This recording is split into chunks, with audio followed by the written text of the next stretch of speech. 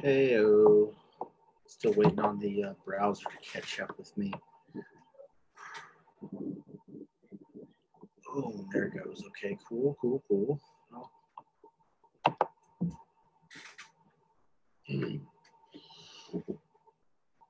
Yeah. Cool.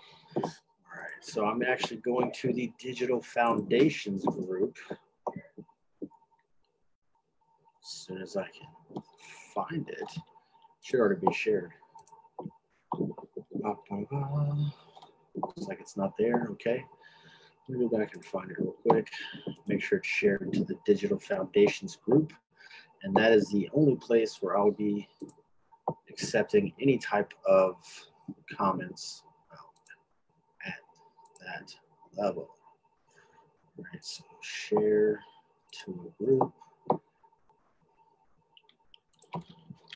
Digital Foundations, share. Okay. It says it's shared. Sorry. This Zoom Facebook Live thing is not as classy as it should be.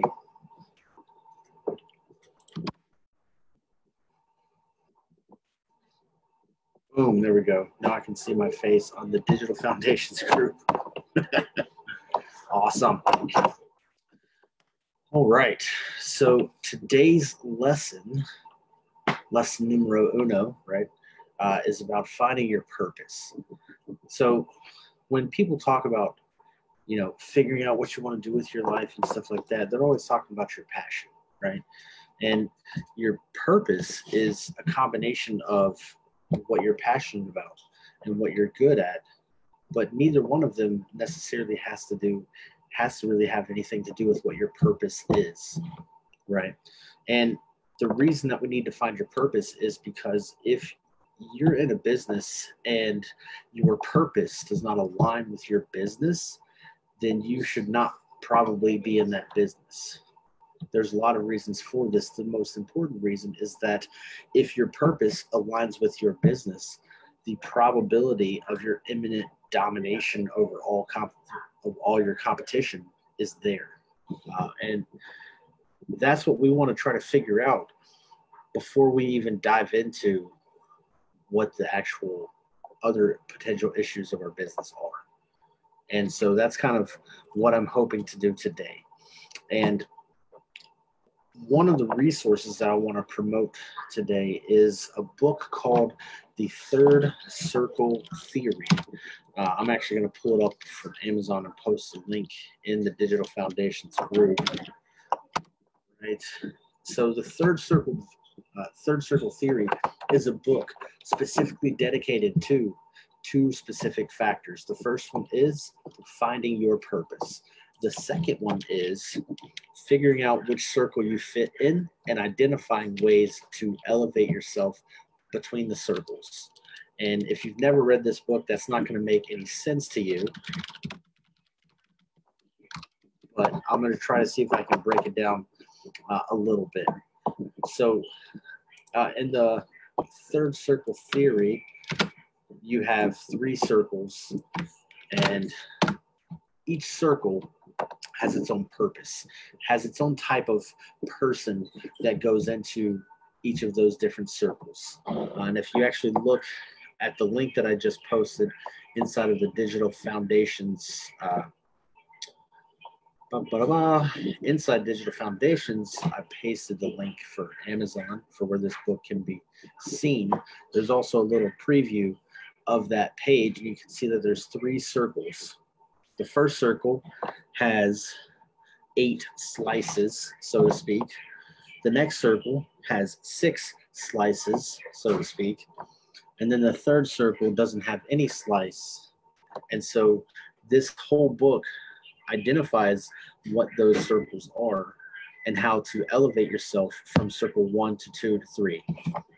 And so the first circle, which is that far left one that has 8 slices, typically contains all of your followers and all of the people who are really just passive in terms of how their life is living, right? You have people that will just be content being alive, right? There's people out there that'll work a 9 to 5 and they'll never ever aspire to do anything. As long as their bases are covered, they're happy people, right? And realistically speaking, there's nothing wrong with that. But if you have any aspirations to do anything more, then you don't want to stay in the first circle, because that's where all of the followers are going to be, right? A lot of times in life, we'll talk about people who are the sheep. This is the first circle. The sheep, the followers, the people who have no aspirations in life. And the fact that each one of us have a business means that we are not destined for the first circle. We're not destined to be a follower, to be sheep, to be content with whatever life gives us. Another piece of the actual third circle theory is talking about the establishment, right? Basically going with the grain. The media tells us one thing, the government tells us one thing, life tells us that we need to go to college and follow the traditional institution of college and all of those things. And everyone who believes everything that they're told and follows that plan and has none of those aspirations to do more or to be more, is all of that, they're still going to fall into that first circle. And so even if that's not you, you still actually have to reach a certain level of success.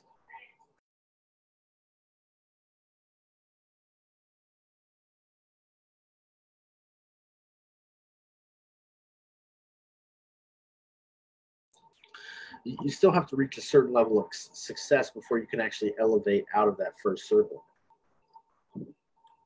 And so reading the first circle theory and or the third circle theory, reading about that first circle and where you fit into the mix and how all of that applies to your life is really going to help you elevate yourself into that next circle. And the great thing about this is all of those different 8 slices for the first circle are all of the different areas of life that you need to master in order to elevate to the next circle. And so once you get to that second circle, the second circle is more about people who don't fit the norm, the people who don't necessarily follow everything that they're told in the institutions that have been established, but also they're people who have found some success in life. A lot of these people, most people are going to be quite content with being in the second circle. If your business reaches 5 million annually in revenue and you have no desire to really hit 5 billion, then you're going to stay in that second circle for quite some time. There's a figure out there, a number that everyone talks about, and it's quite common. Everyone's like, if I just had $1 million, I could do this. And a lot of times when those people, well, quite frankly, those people are never going to get there if they're not willing to put in the work. But if those people do actually get there and they do actually make that $1 million, the reality is they're going to be content with that level that they have reached. And those types of people are the ones who stagnate into the second circle. And so that's not going to be for everybody. I would say there's numbers that are presented inside the book. There's statistics on where people will actually fall. But one thing that it does say is that about 20% of the population only reaches the third circle. So that means the first and the second circle cover about 80% of the population. And I believe the distribution between those two stages is about half. So it's probably even more. I think it's like 60% first circle, and then about 20-25% third circle.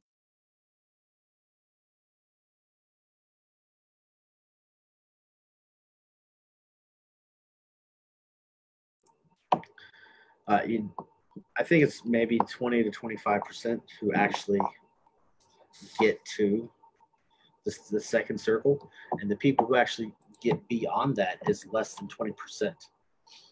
So if you're content at stage one, then you're never going to do anything great. If you're content at stage two, you're going to, you're going to live a happy life. You're going to have money and all of that, but that doesn't necessarily mean that you're going to achieve greatness. And just like the first circle, going through the second circle, you have those 6 stages. In those 6 stages, once you master each one of them, you're able to elevate yourself to the third circle. A lot of times, there's actually a big proponent within the book that talks about donating to charity, right?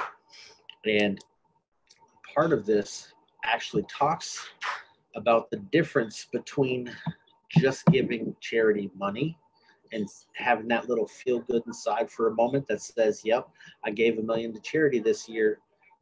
But the reality is that you're not actually doing anything, right? Yeah, you're giving money away. Of course, that's helping people, but you're not really helping people on the level that they need to be helped. And so until you can get past that thought process, you're going to be stuck at the second level. And quite frankly, that's where most people, according to this book, that's where most people get stuck, is getting past that thought. Because inside the third circle, the goal is to reach a level of greatness. That's basically what it is. And once you get to that circle, you're not really doing it for yourself. You're doing it for the world, basically, right? So this is that visionary level status. You can actually get to a point where you can think like Steve Jobs, right? Think back to when the first iPod was released. There's probably some people in here who have no clue what I'm talking about, but when the first iPod was released, it was the most legendary thing, the most revolutionary thing that had ever been released at that time in terms of consumer products. Okay. This, like the stealth bomber, obviously it's got a lot more into it, but in terms of consumer products, this is the most advanced thing that's ever been released at that time. And then taking it a step further, you have the new reinvented MacBooks, right?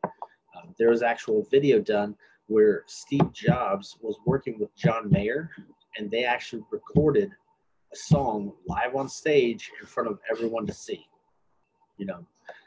That level of visionary that Steve Jobs had achieved is most definitely the third circle. And he was not pushing the bar to make more money. He was pushing the bar to make the world better, to make technology better, to really drive the world in a new direction, right? Just to push the bar and, conquer as much greatness as you can. And it's not for the fame, it's just for the fact of doing it, achieving that level. And once you get to that point in life, you are definitely on the third circle.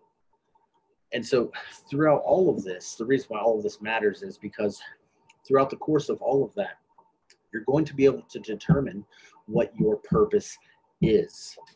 And once you figure out what your purpose is, you can align your purpose with your business, combine the two, and achieve greatness. Now, I actually read this book and I freaking fell in love with it. I really did. And at the time when I read this book, my business was doing a lot of, it's doing most of what it's doing now, but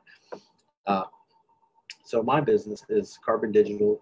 So I do development and growth. So that means on the development side, I can do websites, mobile apps, web apps, desktop software. That's the development side.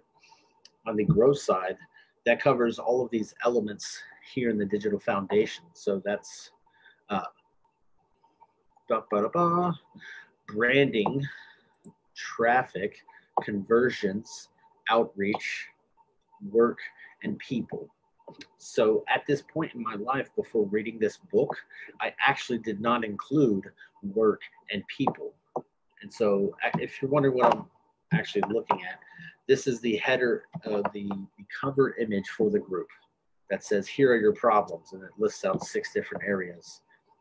I actually did not include 5 and 6 whenever I originally, before reading this book.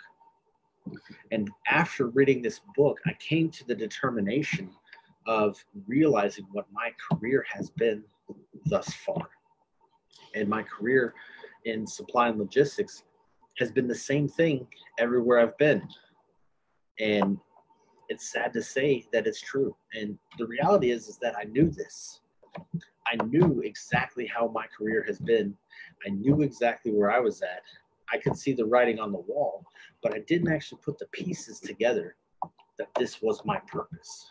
And now that I've read that book and I've processed the information, I've really taken a hard look at it, and I've actually decided, okay, this right here, this is my purpose. And so I'm actually going to tell you what that is. So since 2006, when I enlisted, everywhere that I've been, every position that I've had, I've gotten to a place. Now, there's a lot of foundational career learning crap that happened at my first duty station. You know, I had to learn a lot. I had to do a lot. But after that is where the majority of this shines. I would actually show up to a place. There would be a lot of problems. I would fix all of those problems. And then once those problems are fixed, I would then go into boredom because there's nothing else to do because all the problems are fixed. That's how my entire career has been.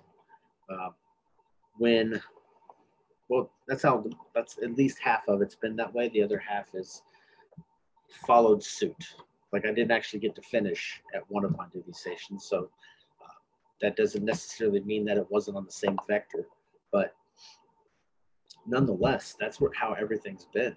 You know, I was a GS7 working for Army ROTC, and I was the supply technician. So we had, at the time, it was 5 schools, 2, 3, 4, 5.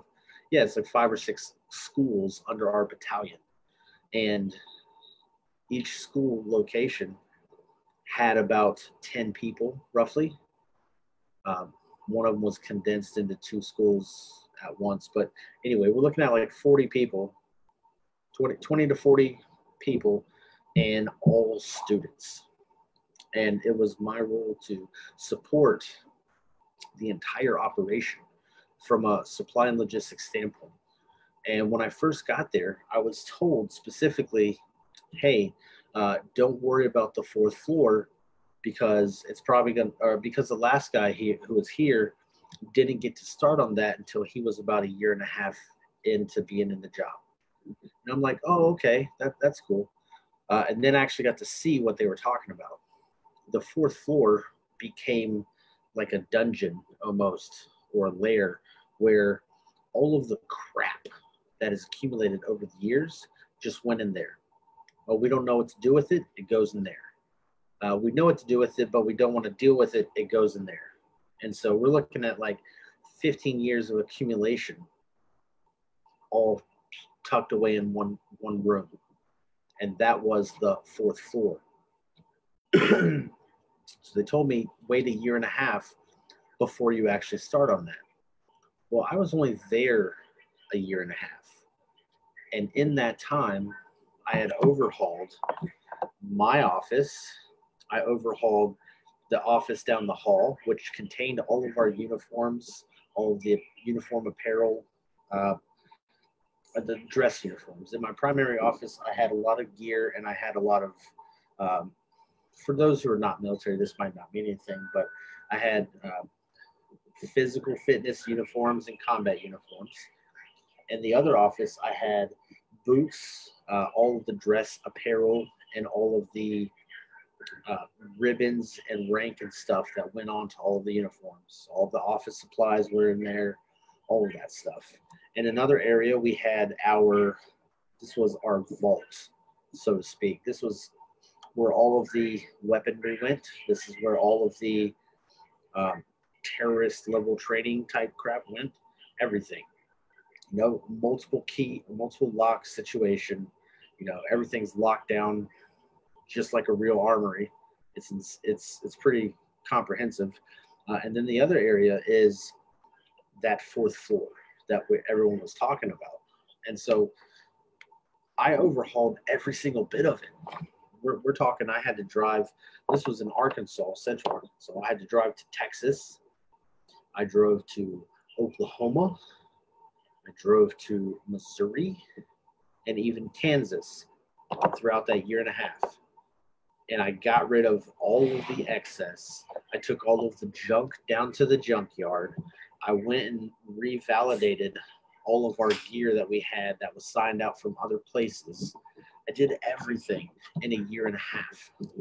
That's exactly how my entire career has been. You walk into a place, you show up, unfuck everything,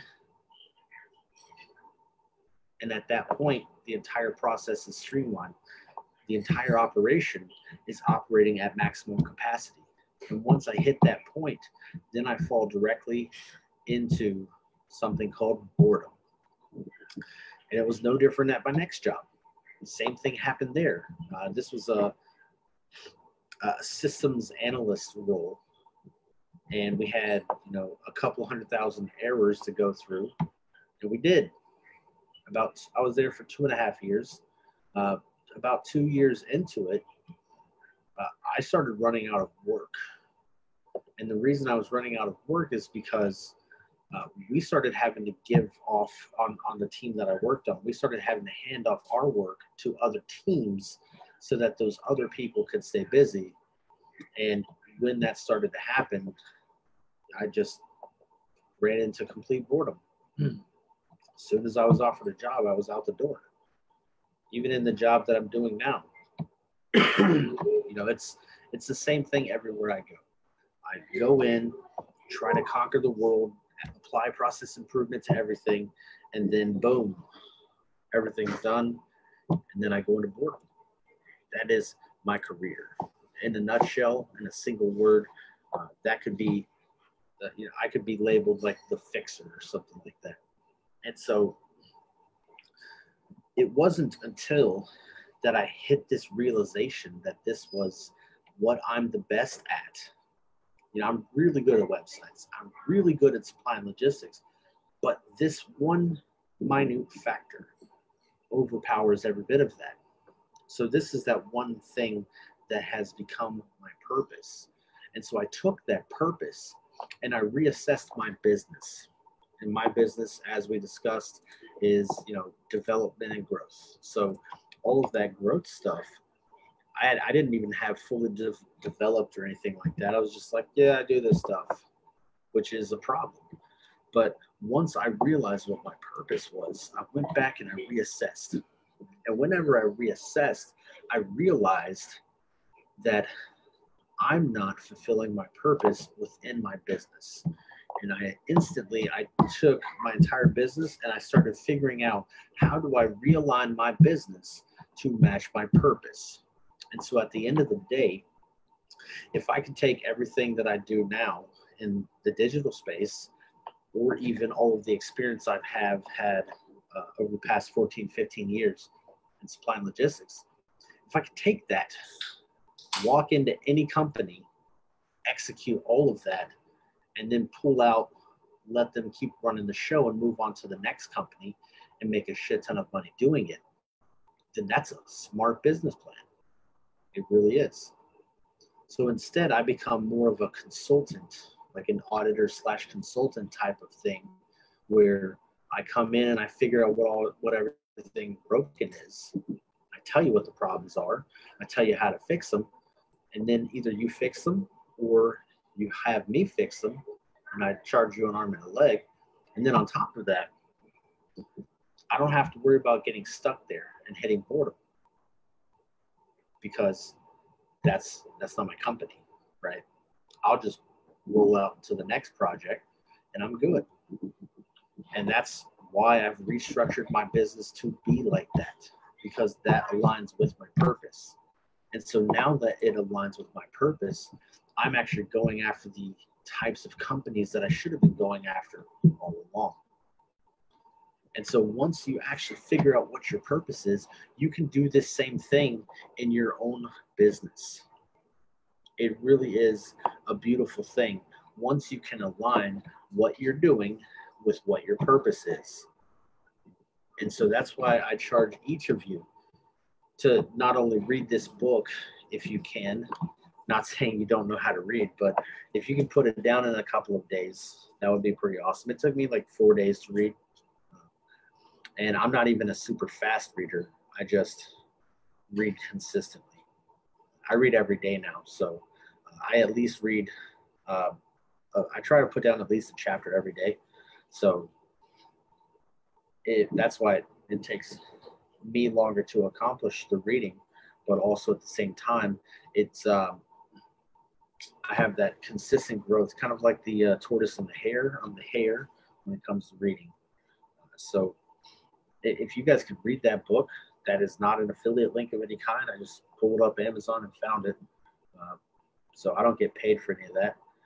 Probably should rethink that from promoting it. But if you guys could read this book, it's really going to change your life. And it's not something that's an easy read. It really isn't. I'm actually, I've read through it once, and I'm actually going to start reading it again, probably October, November, something like that. I've got a couple of fiction books to pump out before I get back to this, because there's a lot of tough things in this book. It's not an easy read, but the end result of finding your purpose is so insanely worth it that I'm still recommending it, because it's that good. So if you can, even if you can't read this book, even if you can't, buy a book or do any research online about finding your purpose, even if you can't do any of that, the one thing that you should do is you should sit down and process, like actually process in your mind. Sit down and think about it. What's my purpose? And it's not going to be something that comes to you instantly. It really isn't. I've been telling people for years how the cycle of my career works. I don't hesitate to tell people at all. I'm an open book and tell people exactly how it is. But at the same time, when I tried to sit down and think, what is my purpose, before actually reading this book, I didn't put that together. And then once I did go through that book, this book actually comes highly recommended by Andy Frisella, the MF CEO on the Real AF podcast, because he promoted this book and pumped it up so much. I was excited to read it, but it's a hard read. Yeah, it is, but it is insanely worth it. It really is, because once I finished that book, I was able to then apply some of that thought process, some of that logic, some of that methodology to identifying my own passion. And throughout the course of that book, there's another underlying tone that's mentioned a few times, and that is to remove your emotions from the equations. And the reason why that's so important is because if you are not reacting emotionally, the probability of you actually taking the time to process the information correctly is there. It's insanely powerful for you to process information without using your emotions. We call that being objective, but in today's society, that's kind of a hard thing to do for a lot of people. So if you can achieve that while finding your purpose, you're going to be a whole lot better off. And so that is what I'm, in the military, we call it, we charge you to do something. It's like a challenge. Challenge you to put yourself out there and take yourself to that next level, take that first step, however you want to put it. putting that challenge out there for you guys to figure out what your purpose is. And so I don't actually see any comments here in the Digital Foundations group. Cool. So looks like Monday, after you guys have had a few days to mull over some of this information, I'm going to pop out a Zoom call for anyone who wants to hop in and discuss it. It's also going to be recorded and live in the group, but excuse me. But nonetheless, anyone who wants to hop in can hop in. If you don't want to show your face, that's fine. You can still comment in the live video, and then we'll get some interaction that way. But the purpose of the lesson follow-up call on Monday is so that we can collectively discuss this. So if you haven't actually figured out entirely what your purpose is, then we can try to help you figure out what that's going to be. And this is going to be a collective discussion. Anybody who wants to chime in can chime in. I'm not a dictator, so to speak, but I'm not always going to be the one with the best ideas. And so anybody who wants to speak can speak. So that's pretty much all that I have for now. If you guys have any questions, comments, concerns, complaints, post them in the Digital Foundations group. And just in case you don't get a second to try to track the group down, the URL is facebook.com/groups, and then all one word is Building Blocks of Business. So I will see you guys on Monday, the 21st, same time, 6 p.m. Eastern, 1800 for those 24-hour scale folk. So until then, guys, have a good week. I'll talk to you guys then. Later.